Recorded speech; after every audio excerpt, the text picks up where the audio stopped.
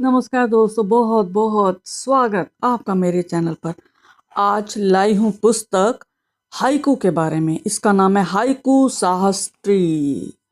तो दोस्तों आप देख सकते हैं 1000 हाइकू हैं इसके अंदर और इसके रचिता हैं आचार्य प्रकाश चंद्र फुलोरिया जी। आप देख सकते हैं दोस्तों, यह पुस्तक है 1000 हाइकू रचना। बहुत ही महत्वपूर्ण कदम है ये पेपर बैक में है, 2024 में आई है, पृष्ठ 116, मूल्य 250। और ये पुस्तक आई है रंगबंधु साहित्य अकादमी फरीदाबाद से। जी दोस्तों, पहले मैं फ्लोरिया जी का आपको परिचय देना चाहूँगी। सेवानिवृत्त प्रवक्ता हैं हिंदी के, भारत के महामहिम राष्ट्रपति द्वारा रजत पदक से सम्मानित हैं ये, संस्कृत अकादमी से सम्मानित है, ढेर सारे पुरस्कार मिल चुके हैं, फरीदाबाद निवासी हैं, 33 पुस्तकें आ चुकी हैं, परीक्षक पैनल, कर्मचारी चयन आयोग और रिसोर्स पर्सन है ये SCERT।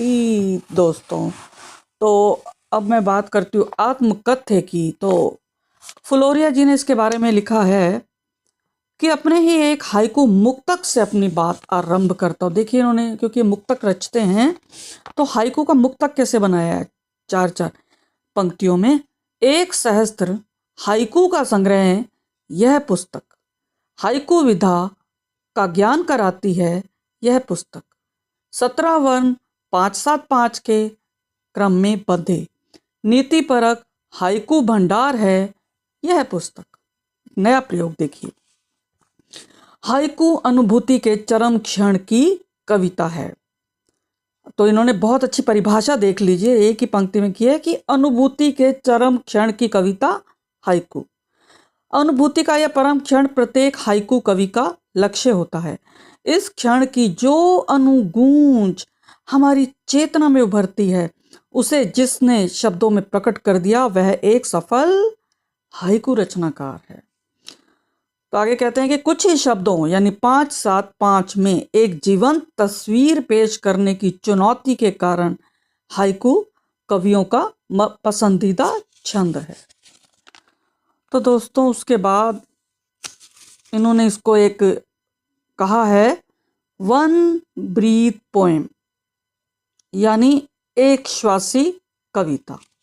कितना अच्छा इन्होंने उपमा दी है। और अब मैं बात करूंगी भूमिका की। इसकी भूमिका एक तो लिखी है मैंने और एक लिखी है NL गोसाई जी ने, सेवानिवृत्त प्रधानाचार्य और वरिष्ठ साहित्यकार है। पहले मैं गोसाई जी का पढ़ती हूँ, उन्होंने क्या कहा। वे कहते हैं कि माता पिता, बुजुर्ग, त्योहार, नारी, हिंदी, कन्या भ्रूण हत्या, गांव, ज्ञान गंगा, राजनीति आदि लगभग 26 विषयों पर लिखे गए सुंदर हाइकू पठनीय, प्रेरणादायक, शिक्षाप्रद एवं मार्गदर्शक हैं। सभी हाइकू तुकांत हैं।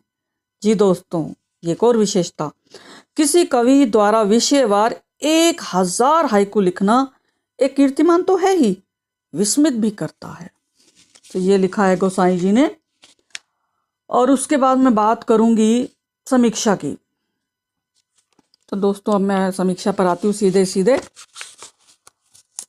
मेरे विचार से यह नीति व ज्ञान की दीप श्रृंखला है। आचार्य प्रकाश चंद्र फुलोरिया शिक्षाविद एवं साहित्यकार तो हैं ही, रंगबंधु साहित्य अकादमी के प्रकाशक भी हैं। अब तक 32 पुस्तकों की रचना कर चुके प्रकाश चंद्र जी की यह 33वीं कृति है। 1000 हाइकू लिखना अपने आप में बहुत बड़ी उपलब्धि है। आचार्य फुलोरिया जी छंदबद्ध लेखन के महारथी हैं। यही कारण है कि इन हाइकुओं को भी इन्होंने छंदबद्ध लिखा है। तुकांत लिखे हाइकू एक लय उत्पन्न कर रहे हैं जिससे पाठक आनंदित होते हैं। इन हाइकुओं की एक सरल विशेषता यह भी है कि नीतिपरक और ज्ञानवर्धक हैं। सरल अभिव्यक्ति के कारण ही आम जनों के दिलों में पैठ करने में सक्षम हैं। रचनाकार ने 5-7-5 वर्णों में गुथे हाइकुओं के माध्यम से इस युग की छवि को पुस्तक के दर्पण में उतारा है। 26 शीर्षकों में 1000 हाइकुओं की रचना फ्लोरिया जी के श्रम साधक होने का जीता जागता प्रमाण है। अब देखिए, माता पिता एवं संबंधी शीर्षक के अंतर्गत इनका एक हाइकू देखिए। माँ की दुआएं सूखी टहनियां भी हरी हो जाएं। तो देखा आपने कि माँ की दुआएं सूखी टहनियाँ भी हरी हो जाएं। जी दोस्तों, बहुत बड़ी बात कही है इन्होंने, अर्थ है इसमें। और तुकांत देखिए, पहली और तीसरी पंक्ति का तुकांत भी है। एक और देखिए, आस्था शीर्षक के अंतर्गत, मंत्र का जाप मिट जाता है पाप, शांत हो ताप, शांत हो ताप। इसकी तीनों पंक्तियां देखिए तुकांत हैं। अब प्रेम रस में पगे इनके हाइकुस यह संदेश देते हैं कि प्रेम के बिना जीवन व्यर्थ है, और आजकल सच्चा प्यार परी कथाओं में ही मिलता है। इन्होंने क्या कहा, ये कहते हैं, प्रेम पराग जीवन में लाते हैं मधुर राग, मधुर राग। प्रेम पराग जीवन में लाते हैं मधुर राग। तो तुकांत भी देखिए, पहला और तीसरा, और अर्थ लिए है। मैं कई लोगों को देखती हूँ बिना अर्थ के वो लिखते हैं, तो उसका कोई औचित्य नहीं। आगे देखिए कि देखिए दोस्तों, मनुष्य की छोटी सोच उसके उत्थान में सदैव बाधक होती है, और रचनाकार ने इस छोटी सोच की तुलना पैरों की मोच से करके बहुत सुंदर संदेश दिया। हाइकू देखिए, पैरों में मोच व्यक्ति की छोटी सोच, बाधा हो रोज, बाधा हो रोज। तो पहले और दूसरी पंक्ति में तुकांत। आचार्य फ्लोरिया जी के हाइकुओं में रूपक, उपमा, मानवीकरण अलंकारों का प्रयोग हुआ है। श्रृंगार रस, करुण रस, शांत रस, भक्ति रस और वात्सल्य रस से सराबोर ये हाइकू ऐसा खजाना है जो गुल्लक में रखा है, और भर जाने पर इसका उपयोग किया जाएगा। इन हाइकुओं में जीने की कला सीखी जा सकती है। यह हाइकू पंच विकारों पर जमकर प्रहार भी करते हैं।